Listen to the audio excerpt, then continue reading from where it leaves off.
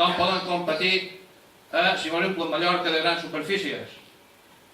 Com poden competir els bloquets de Porreres, les Rajoles, les teules de Vilafranca, com poden competir amb Brico Depot, si mos duen teules de la Xina, fetes per nins, que no tenen assegurança ni res. O de l'Índia. Ahir sortia un reportatge que l'hem sobre l'explotació infantil a l'Índia. Com poden competir?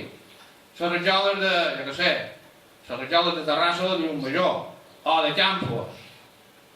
Com poden competir? Segur que val d'un contenidor de la Xina aquí 1.600 euros.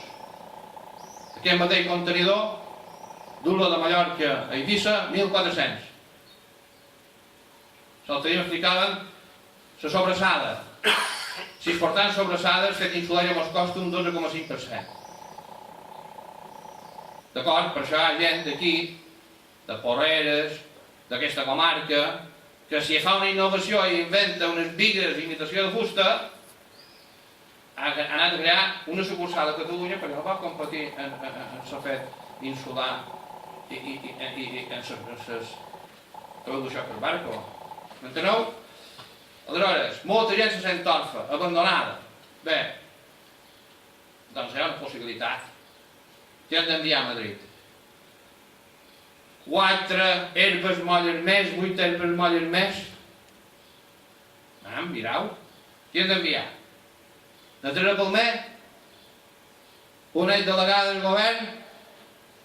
Què defineix un delegat del govern? Està a les ordres de Madrid.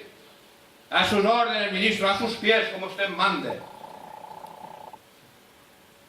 Diuen 10 paraules i han donat disculpes 20 vegades. Qui va enviar el PSOE per desembre? Ramon Socias. Un altre delegat del govern. Quin perfil té?